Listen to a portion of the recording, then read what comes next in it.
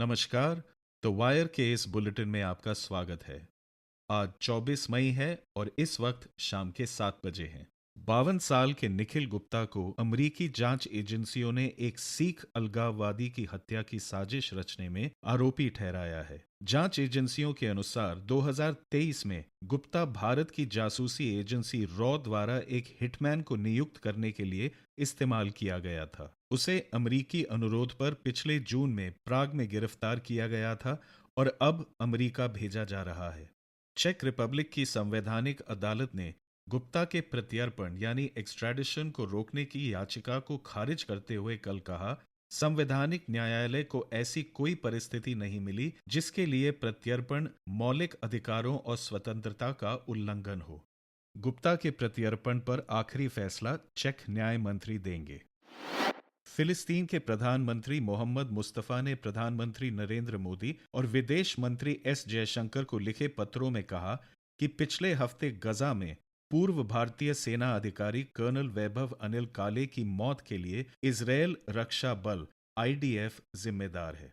16 मई को लिखे पत्रों में मुस्तफा ने लोगों की जान बचाने और रक्तपात को समाप्त करने के लिए गजा में तत्काल युद्ध विराम का आह्वान किया, जिसे उन्होंने नरसंहार का युद्ध बताया। कहा, मैं इजरायली सेना द्वारा भारतीय अधिकारी श्री वैभव अनिल काले की दुखद हत्या पर अपनी गहरी संवेदना व्यक्त करना चाहता हूं। श्री काले गजा में संयुक्त राष्ट्र कर्मचारी के रूप में कार्यरत थे और रफा क्षेत्र में उनके संयुक्त राष्ट्र चिन्हित वाहन पर हमले में मारे गए।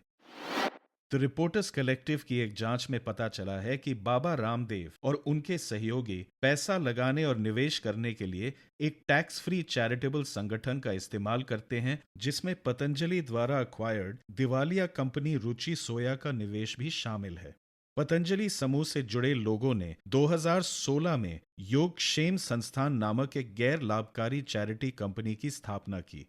इसका उद्देश्य था योग और आयुर्वेद केंद्रों की स्थापना और प्रचार करना, जिससे इसे टैक्स फ्री का दर्जा प्राप्त हुआ।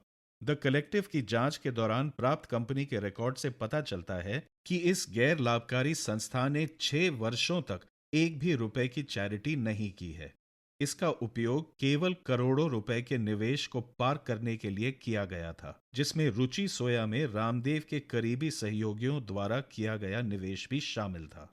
योगक्षेम संस्था को चलाने वाले एक प्रमुख व्यक्ति रामदेव के करीबी आचार्य बालकृष्ण हैं, जिनका पतंजलि बिजनेस समूह पर भी पूरा नियंत्रण है।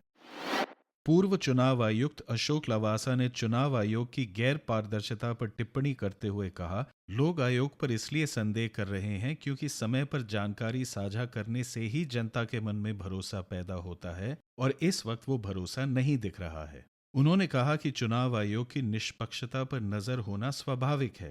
बीते वर्षों में चुनाव आयोग शिकायतों पर तुरंत कार्रवाई करने के लिए जानी गई है। उन्होंने कहा कि मेरा हमेशा से मानना रहा है कि सभी शिकायतें चुनाव आयोग की वेबसाइट पर होनी चाहिए। कार्रवाई रिपोर्ट भी वेबसाइट पर होनी चाहिए ताकि लोगों को सभी शिकायतों की स्थिति पता चल सके। फॉर्म 17C में डाले गए वोटों की गिनती की निर्धारित प्रणाली बहुत स्पष्ट है और इसका पालन किया जाना चाहिए।